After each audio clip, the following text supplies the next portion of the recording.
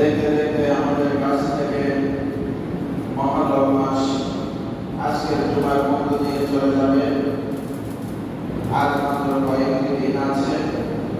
আমরা 1446তম দিনে মহরম মাস আর পাবো না। মহরম মাসে আর জুমা পাবো না, যা আল্লাহ আমাদেরকে পর্যন্ত বর্ণিত করেছেন। আমরা সর্বদাসে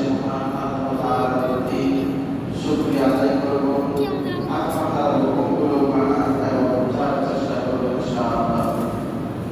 শুকরিয়া কাছে আমরা গত জুমা থেকে কিয়ামতের ছোট আলামতগুলো নিয়ে আলোচনা করতেছিলাম।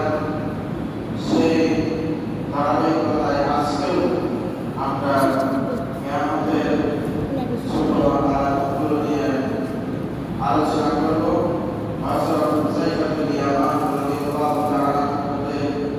বর্ণিত কিয়ামতের ছোট ছোট আলামতগুলো সর্বমোট ৭২টি। আমরা সেখান থেকে তিনটি কিয়ামতের আলামত ছোট ছোট আলামতগুলো বর্ণনা করেছিলাম। আজকে আমরা ৪-৫ এগুলো আলোচনা করব ইনশাআল্লাহ। সুবহানাকা লা ইলমা লানা ইল্লা মা 'আল্লামতানা ইন্নাকা আনতাল আলিমুল হাকীম। শুকরিয়া কাছে গত জুমায় আমরা কিয়ামতের আলামত আলোচনা করেছিলাম। সেখানের মধ্যে ছিল লোকেরা মানুষ নিয়ে ডাকাতি করবে। ২ নম্বরে আমরা বলেছিলাম মানুষ আমাদের কিয়ামত করবে। ৩ নম্বরে মিথ্যা বলাকে মানুষ হালাল মনে করবে। এই ৩টা বিষয় আমরা আলোচনা করেছিলাম। আজকের জুমায় আমরা আলোচনা করব ৪ নম্বর ফিতনা নিয়ে। সুদের লেনদেন করবে। কিয়ামতের আগে মানুষগুলো অত্যধিক হারে বেশি বেশি সুদের লেনদেন করবে। এই সুদ কি? সুদ হচ্ছে আল্লাহ তাআলা আমাকে আপনাকে সম্পদ দিয়েছেন, আমাকে আপনাকে টাকা পয়সা দিয়েছেন। এই টাকা পয়সাকে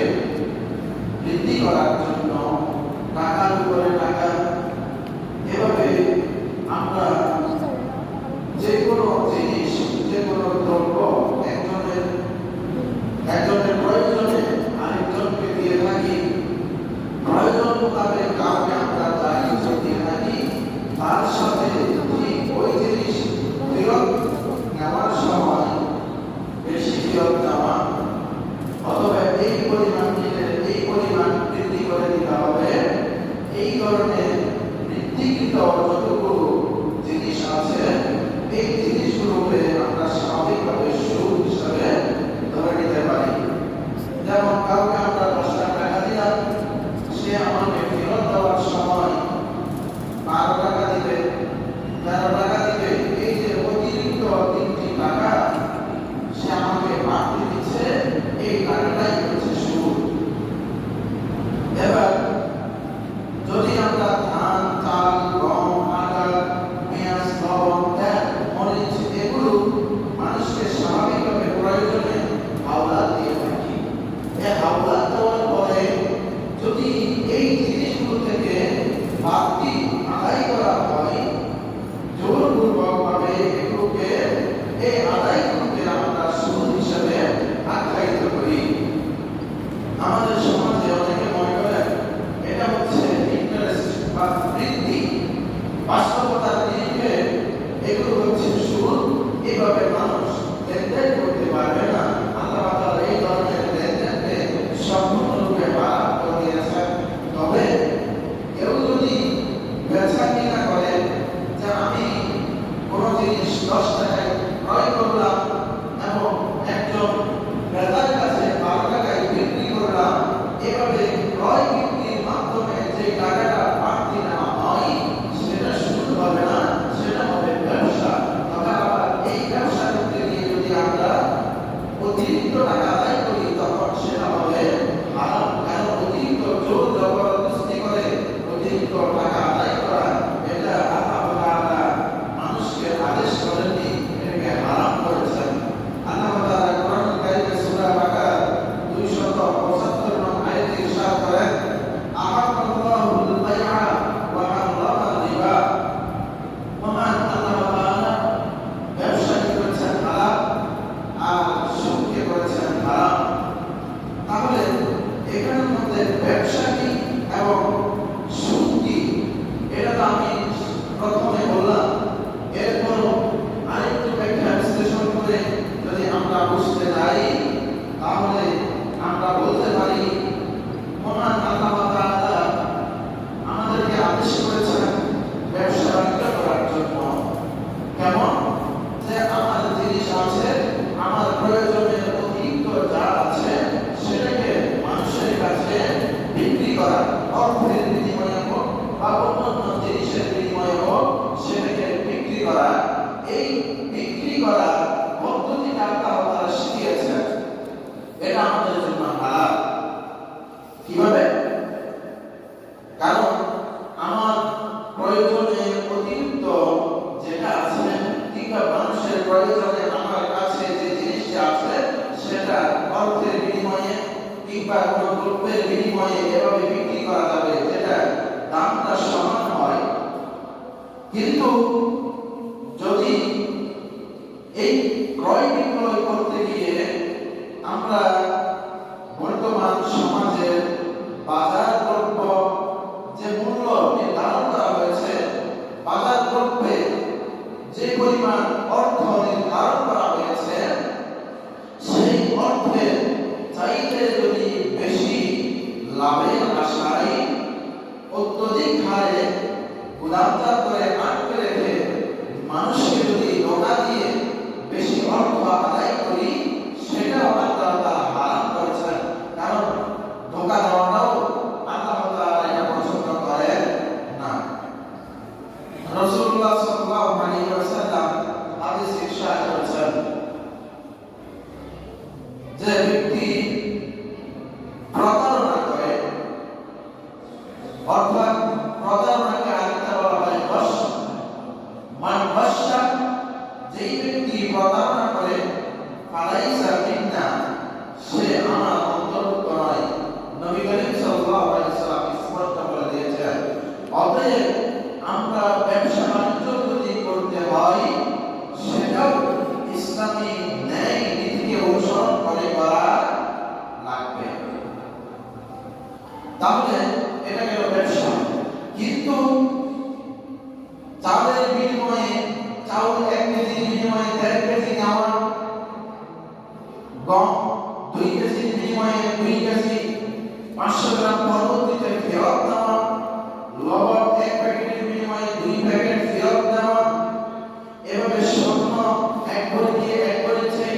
নেওয়া, রৌপ্য এক ভরি দিয়ে এক ভরির চাইতে বেশি নেওয়া, ইচ্ছা করে এই সমস্ত জিনিসগুলো এভাবে আমরা বর্তমানে বেচা কিনা বা এভাবে আমরা লেনদেন করি, এই ধরনের লেনদেনগুলোকে ইসলামী শরীয়তের পরিভাষায় সুদ হিসাবে আখ্যায়িত করা হয়েছে। এই জন্য আল্লাহ তাআলা বলছেন, ওহে আমার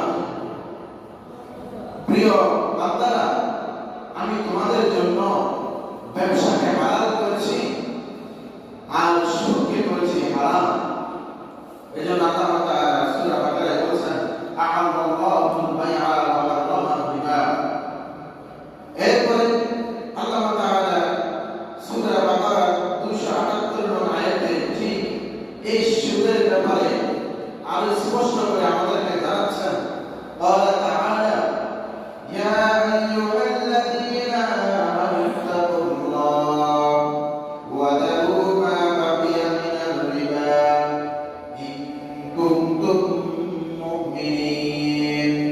আল্লাহ তাআলা সূরা বাকারা 278 নং আয়াতে সমস্ত মুমিনকে উদ্দেশ্য করে আল্লাহ তাআলা বলছেন, ইয়া আইয়ুহাল্লাযীনা আমানু ইত্তাকুল্লাহ, ওহে ঈমানদার, তোমরা যারা আল্লাহ তাআলাকে ভয় করো, ঈমান এনেছো, ওয়া যারু মা বাকিয়া মিনার রিবা, সুদ, এই যে সুদ নামে যে বস্তুটি তোমাদের মাঝে রয়েছে, এই বস্তুটি তোমরা তোমাদের ব্যবসা বাণিজ্য থেকে, তোমাদের অংশ থেকে বাদ দিয়ে দাও, কর্তন করে দাও, এটাকে তোমরা রেখে দাও, এটাকে তোমরা পরিত্যাগ করো। ইন কুনতুম মুমিনিন, যদি তোমরা তোমাদেরকে মুমিন হিসেবে দাবি করো। এরপরে রাসূল সাল্লাল্লাহু আলাইহি ওয়াসাল্লাম আমাদেরকে হাদিসের মাধ্যমে জানাচ্ছেন, ক্বালা নবী সাল্লাল্লাহু আলাইহি ওয়াসাল্লাম, নবী করিম সাল্লাল্লাহু আলাইহি ওয়াসাল্লাম ইরশাদ করেছেন, হযরত জাবের রাদিয়াল্লাহু তাআলা এই হাদিসটি বর্ণনা করেছেন, লাআনা রাসূলুল্লাহ সাল্লাল্লাহু আলাইহি ওয়াসাল্লাম আকিলার রিবা ওয়া মুকিলাহু। রাসূল সাল্লাল্লাহু আলাইহি ওয়াসাল্লাম আমাকে আপনাকে ইঙ্গিত করে বলছেন, আকিলার রিবা, লাআনা, এখানে লাআনা দিয়ে হাদিসের অংশ শুরু করা হয়েছে। লাআনা রাসূলুল্লাহ, রাসূল সাল্লাল্লাহু আলাইহি ওয়াসাল্লাম লানত করেছেন, অভিশাপ দিয়েছেন, আমাকে আপনাকে ইরশাদ করেছেন, আমি অভিশাপ দিলাম কার ব্যাপারে? আকিলার রিবা, যে ব্যক্তি সুদ খায়, ওয়া মুকিলাহু, এবং এই যে ব্যক্তি সুদ আদান প্রদান করে, এবং ওয়া কাতিবাহু, এবং এই সুদের বিষয়ে যে ব্যক্তি লিখে, ওয়া শাহিদাইহি, এবং যে সমস্ত মানুষগুলো এই সুদের কারবারিতে নিজেরা কাগজ লিপিবদ্ধ করে সাক্ষী হিসাবে থাকে, অতএব এই সাক্ষী, সুদ আদান প্রদানকারী, সুদ খাওয়া ব্যক্তি, এই সমস্ত ব্যক্তিদের উপরে আল্লাহ রাসূল সাল্লাল্লাহু আলাইহি ওয়াসাল্লামের হাদিস থেকে বোঝা যাচ্ছে যে এদেরকে আল্লাহ রাসূল সাল্লাল্লাহু আলাইহি ওয়াসাল্লাম লানত করেছেন। নাউযু বিল্লাহ, আল্লাহ তাআলা যেন আমাদেরকে এই ধরনের সুদ থেকে বাঁচার তৌফিক দান করেন, বলি আমিন। এরপরে হাদিসের শেষ অংশে রাসূল সাল্লাল্লাহু আলাইহি ওয়াসাল্লাম বলেছেন, ওয়াকাল, রাসূল বলেছেন, মুসাওয়া, এরা সবাই গুনাহের দিক থেকে সমান। তাহলে যেই ব্যক্তি সুদ খায়, যেই ব্যক্তি সুদ দেয়, এবং যেই ব্যক্তি সাক্ষী থাকে, এবং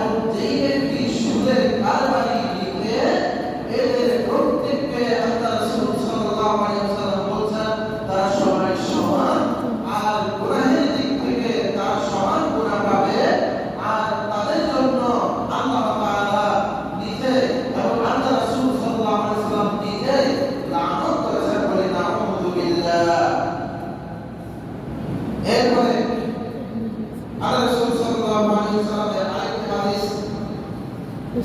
মুসনাদে আহমদে উল্লেখ আছে قال النبي صلى الله عليه وسلم নবী করিম সাল্লাল্লাহু আলাইহি ওয়াসাল্লাম ইরশাদ করেন মা যাহারা ফি কওমিন যখন কোন কওমে কোন জাতিতে যাহারা প্রকাশ পায় আর রিবা সুদের লেনদেন ওয়া জিনা এবং ব্যভিচার নারী পুরুষের অবাধে ব্যভিচার কোন কওমে যখন প্রকাশ পায়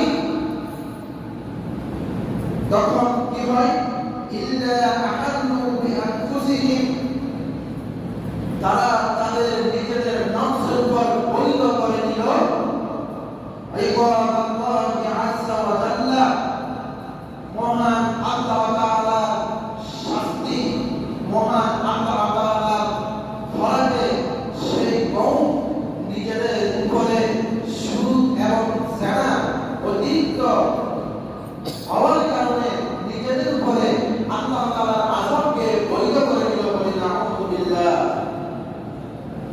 সুপ্রিয় হাজির, এই হাদিসে আমাকে আপনাকে একটি বিষয়ে জোর দেওয়া হয়েছে যদি কোনো কওমের ভিতরে বর্তমান আমাদের সমাজের প্রতিটি স্তরে এই সুদের লেনদেন অবাধে আছে যারা ব্যভিচারে যে বৃদ্ধি দিন দিন হচ্ছে এটা আমাদের পরিবার থেকে সমাজ থেকে রাষ্ট্র থেকে তাম দুনিয়ার প্রতিটি জায়গায় এটা ব্যাপক হারে বৃদ্ধি হয়েছে। এই জিনিসটা যখন বৃদ্ধি পায় আর সুদের লেনদেন যখন কোন কওমের উপর প্রকাশ পায় তখন এই সুদের লেনদেনের কারণে ব্যভিচার বৃদ্ধি হওয়ার কারণে আল্লাহ তাআলার গজব আল্লাহ তাআলার আযাব এই কওমের উপরে অর্থাৎ দেশের উপরে বা ওই সমাজের উপরে বৈধ হয়ে যায়। আল্লাহ তাআলা যেন আমাদের সমাজকে আমাদের দেশকে এই ধরনের ব্যভিচার এবং সুদের কারবারি থেকে সমস্ত মানুষকে বেঁচে থাকার এবং নিজেদেরকে বাঁচার তৌফিক ইনায়েত করে আমরা বলি আমিন। এরপরে নবী করিম সাল্লাল্লাহু আলাইহি ওয়াসাল্লাম আরেকটি সংবাদ দিয়েছেন যে সমাজে সুদ অত্যাধিক হারে বৃদ্ধি পায় তোমরা অপেক্ষা করতে থাকো কিয়ামত খুব সন্নিকটে আর তোমাদের উপর একের পর এক আযাব এবং গজব একের পর এক বিশৃঙ্খলা একের পর এক প্রাণঘাতী অসুস্থ ভাইরাস সমূহ তোমাদের উপর পাঠিত হবে। وعن أبي هريرة رضي الله تعالى عنه قال النبي صلى الله عليه وسلم اجتنبوا سبع الموبقات নবী করিম সাল্লাল্লাহু আলাইহি ওয়াসাল্লাম ইরশাদ করেছেন ইজতানিবু তোমরা বিরত থাকো আমাদেরকে বলা হচ্ছে ইজতানিবু তোমরা বেঁচে থাকো আসসাব সাতটা জিনিস থেকে আল মুবিকাত যেগুলো মানব ধ্বংস করে মানুষকে গুনাহের দিকে ধাবিত করে যেগুলো সমাজে বিশৃঙ্খলা সৃষ্টি করে যেগুলো আমাকে আপনাকে কিয়ামতের সন্নিকটে বারবার পরীক্ষার সম্মুখীন করে এই ধরনের সাতটা বিষয় থেকে আমাকে আপনাকে বলা হচ্ছে বেঁচে থাকার জন্য ওয়াদাকার মিনহুন্না আর সেই সাতটা বিষয়ের মধ্যে আল্লাহ রাসূল একটা বিষয় উল্লেখ করেছেন আকুল রিবা সুদ খাওয়া। তাহলে আমাদের বর্ণনার পরম্পরায় হযরত হুযায়ফাতুল ইয়ামান রাদিয়াল্লাহু তাআলা থেকে বর্ণিত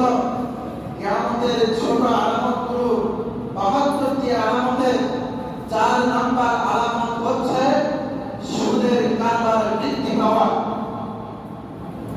তাহলে এই যে কোরআনের আয়াত এবং কয়েকটা হাদিস থেকে আল্লাহ রাসূল সাল্লাল্লাহু আলাইহি ওয়াসাল্লাম আমাদেরকে যে সুদের ব্যাপারে নিষেধ করেছেন, বেঁচে থাকার জন্য বলেছেন, আর এই সুদকে প্রতিটা যেই মানুষগুলো এই সুদ খায় তারা যেন তাদের মায়ের সাথে যারা বিচার করলো, নাউযুবিল্লাহ, এই ধরনের ভয়ঙ্কর অপরাধ থেকে যদি আমরা বাঁচতে না পারি তাহলে মনে রাখবেন অচিরেই আমাদের উপরে আল্লাহর পক্ষ থেকে একের পর এক এমন গজবগুলো আসতে থাকবে যে গজব এবং আযাবগুলো ফিরানোর কোনো সক্ষমতা পৃথিবীর কোনো মানুষের নাই।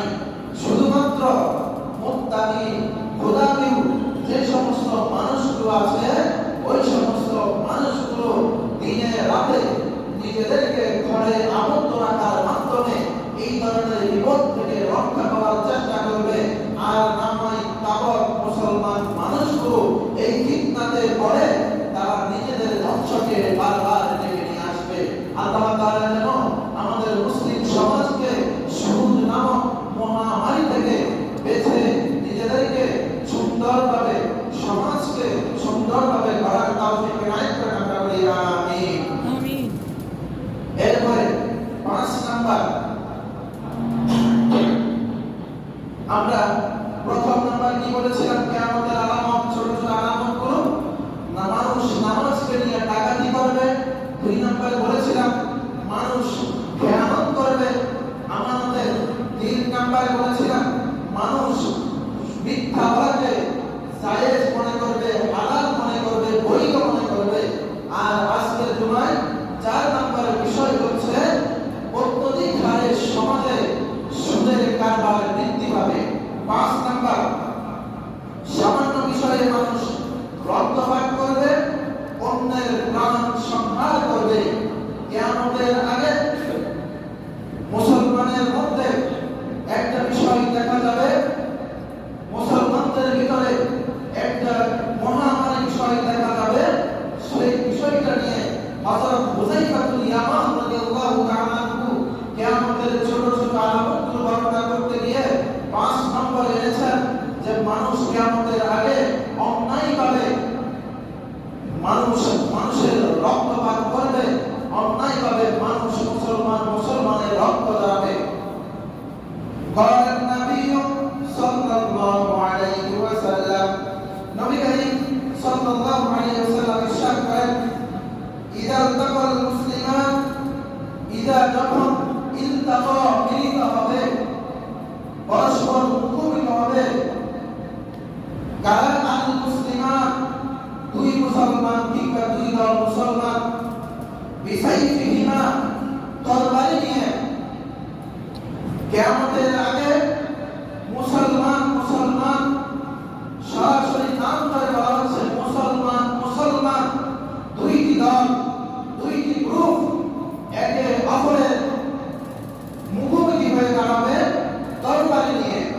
ফাল কাতিলু, হত্যাকারী, ওয়াল মাকতুল, এবং যেই ব্যক্তিকে হত্যা করা হয়েছে, হত্যাকারী এবং যাকে হত্যা করা হয়েছে, হুমা ফিন্নার। রাসূল সাল্লাল্লাহু আলাইহি ওয়াসাল্লাম বলেছেন হত্যাকৃত ব্যক্তি এবং হত্যাকারী ব্যক্তি উভয়ে জাহান্নামে যাবে বলে নাউযুবিল্লাহ। কারণ মুসলমান একে অপরের প্রাণ সংহার করবে। এরপরে অন্য একটি হাদিসে কি বলে দেখেন, قال النبي صلى الله عليه وسلم إن بين يدي الساعة الحرجا। নবী করিম সাল্লাল্লাহু আলাইহি ওয়াসাল্লাম বলেছেন ইন্না বাইনা ইয়াদাইস সাআতিল হারজা, কিয়ামত আমি এবং কিয়ামতের মাঝে এমন, আল্লাহ রাসূল বলেছেন কিয়ামত এবং এই সময়ের মাঝে এমন একটা যুগ, এমন একটা সময় আসবে তখন হারজ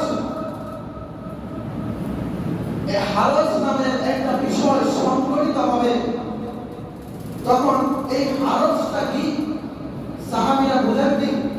ক্বালু, সাহাবীরা বললেন, মাল হারজু, এই যে আল্লাহ রাসূল আপনি যে হারজ শব্দটা ব্যবহার করেছেন, এই হারজ শব্দটার অর্থ কি? ক্বালা, নবী করিম সাল্লাল্লাহু আলাইহি ওয়াসাল্লাম বললেন, আল কতল, হারজের অর্থ হচ্ছে কতল, হত্যা করা, মারা। ইন্নাহু লাইসা বিকতলিকুমুল মুশরিকিন, নবী বলছেন ইন্নাহু, এই হত্যাটা, লাইসা, হবে না, বিকতলিকুমুল মুশরিকিন, তোমাদের মুশরিকদের সাথে এই মারামারিটা হবে না। ওয়ালাকিন্না, ওদি কিন্তু, ইয়াবতুলু বা'দুকুম বা'দা, মারামারি হবে তোমরা মুসলমান একজন অপরজনের সাথে। হাত্তা ইয়াবতুলার রাজুলু, হাত্তা এমনকি ইয়াবতুলুর রাজুলু, এক মুসলমান ব্যক্তি অন্য মুসলমান ব্যক্তিকে হত্যা করবে, অথবা জারহু, সে ব্যক্তি তার প্রতিবেশীকে হত্যা করবে, ওয়া ইবনে আম্মিহি, অথবা তার চাচাতো ভাইকে হত্যা করবে, ওয়া দা কারাবাতিহি, অথবা তার নিকট আত্মীয় কেউ না কাউকে সে হত্যা করবে। তাহলে কিয়ামতের আগে যে ফিতনাগুলো, যে ধ্বংসলীলাগুলো, যে পরীক্ষাগুলো আমাদের সমাজে প্রকাশিত হবে, কিয়ামতের আগে যে বিষয়গুলো স্পষ্ট হবে এই মুসলমানের মাঝে, তার মধ্যে 5 নাম্বার বিষয় হচ্ছে, এক মুসলমান অন্য মুসলমানের রক্তকে বৈধ মনে করে রক্তকে প্রবাহিত করবে। তখন এই কথার আলোকে আল্লাহ রাসূল সাল্লাল্লাহু আলাইহি ওয়াসাল্লাম বলছেন, লা যাওয়ালুদ দুনিয়া আহওয়ানু ইনদাল্লাহ মিন কতলি রাজুলিন মুসলিমিন। আল্লাহ রাসূল সাল্লাল্লাহু আলাইহি ওয়াসাল্লাম বলেন, আল্লাহ তাআলা আমাকে বলতেছেন, লা যাওয়ালুদ দুনিয়া, এই দুনিয়া যদি কি হয়ে যায়, ধ্বংস হয়ে যায়, এটা আহওয়ানু ইনদাল্লাহ, এটা আল্লাহর কাছে অতি তুচ্ছ। এই পুরা পৃথিবী ধ্বংস হয়ে যাওয়া, এই পুরা পৃথিবী বিস্তীর্ণ যে ভূমি দেখছেন, এই বিস্তীর্ণ পুরা ভূমিটা ধ্বংস হয়ে যাওয়া, আহওয়ানু ইনদাল্লাহ, আল্লাহ তাআলার কাছে অতি নগণ্য, অতি ছোট, অতি তুচ্ছ বিষয়। মিন কতলি রাজুলিন মুসলিমিন, একজন মুসলমান মানুষের গায়ে থেকে রক্ত ঝরানোর চেয়েও আল্লাহ তাআলার কাছে এই পুরো পৃথিবী ধ্বংস করে দেওয়া অতি তুচ্ছ। তাহলে একজন মুসলমানের গায়ের রক্তের দাম কতটুকু, এই হাদিস থেকে স্পষ্টভাবে বোঝা যায়। এই কথাগুলো কোনো আমার কথা নয়, এই কথাগুলো কোনো ব্যক্তির কথা নয়, এই কথাগুলো কোনো বানোয়াট কথা নয়, এই কথাগুলো কাউকে মনোরঞ্জন করার জন্য কথা নয়, এই কথাগুলো কাউকে কষ্ট দেওয়ার জন্য কথা নয়, এই কথাগুলো হচ্ছে আমি নিজে পরিবর্তন হওয়ার জন্য। এই কথাগুলো হলো আমি আমার ঈমানকে বাঁচানোর জন্য। এই কথাগুলো হলো কিয়ামতের আগে তসবির দানা, এভাবে যে তসবির দানাগুলো আমরা জমি, এগুলো যদি একটা বাঁশকে রশিকে কেটে দেওয়া হয়, যেভাবে মুহূর্তের মধ্যে, সেকেন্ডের মধ্যে 100টা তসবির দানা যেভাবে পড়ে যায়, কিয়ামতের আগে এমন ভাবে ফিতনাগুলো, ফাসাদগুলো প্রকাশ পাবে, কিয়ামতের আলামতগুলো প্রকাশ পাবে, যে একটা যেতে না যেতে আরেকটা ফিতনা, আরেকটা পরীক্ষা, আরেকটা আযাব, আরেকটা গজব, আরেকটা রূপ, আরেকটা মহামারী আসবে, যা থেকে মুসলমান কেউ নিরাপদ থাকতে পারবে না। অতএব এই ভয় থেকে আল্লাহ তাআলা রাসূলকে বলেছেন, রাসূল সাহাবীদেরকে বলেছেন, আর সাহাবীদের মাধ্যমে আজকের দিন পর্যন্ত আমাদের কাছে লিখিত আকারে পরম্পরায় এই কথাগুলো এসেছে, শুধু আমাদের ঈমানকে বাঁচানোর জন্য, আমাদেরকে জাহান্নাম থেকে বাঁচানোর জন্য। কেন? এবার কোরআনের আয়াতটুকু শুনুন। সূরা নিসা 93 নং আয়াতে আল্লাহ তাআলা কি বলছেন? ومن يقتل مؤمنا متعمدا فجزاؤه جهنم আল্লাহ তাআলা বলেন ওয়ামান ইয়াকতুল মান যেই ব্যক্তি ইয়াকতুল হত্যা করে মুমিনান কোন একজন মুসলমানকে মুতাআম্মিদান ইচ্ছাকৃতভাবে ফাজাজাউহু জাহান্নাম তার শাস্তি হচ্ছে শুধুমাত্র জাহান্নাম একমাত্র শাস্তি শুধু তার জন্য জাহান্নাম খালিদান ফিহা সেই জাহান্নামে খালিদান দাইমান ফিহা আবাদান ফিহা চিরস্থায়ীভাবে সে জাহান্নামে থাকবে ওয়া গাদিবাল্লাহু আলাইহি এবার আল্লাহ তাআলা বলেন ওয়া গাদিবাল্লাহ যেই ব্যক্তি মানুষকে মানুষ হত্যা করে মানুষের রক্ত ঝরায় গাদিবাল্লাহু আলাইহি আল্লাহ তাআলা বলেন আমি তার উপরে রাগান্বিত হই ওয়া লাআনাহু আল্লাহ বলেন আমি তাকে অভিশাপ প্রদান করি তাকে ধিক্কার জানাই এরপরে বলেন ওয়া আ'তালাহু ওয়া আ'তা লাহু আর আমি তার জন্য প্রস্তুত করেছি আযাবান আযীমা বড় ধরনের শাস্তি তাহলে সূরা নিসা 93 নং আয়াতে এই কিয়ামতের ছোট্ট একটি আলামত মুসলমানের প্রাণ সংহার করবে মুসলমানকে হত্যা করবে এই বিষয়টিতে আল্লাহ তাআলা এই কোরআনের আয়াতটা তো যথেষ্ট যেই ব্যক্তি এবারে বৈধ মনে করে রক্ত প্রবাহ করবে গাদিবাল্লাহু আলাইহি ওয়া লাআনাহু ওয়া আ'adda লাহু আযাবান আযীমা আল্লাহ তাআলা সরাসরি কোনো পর্দা ছাড়া স্পষ্ট রূপে আমাকে আপনাকে এই কথাটা বলে দিলেন আমি তার উপর অসন্তুষ্ট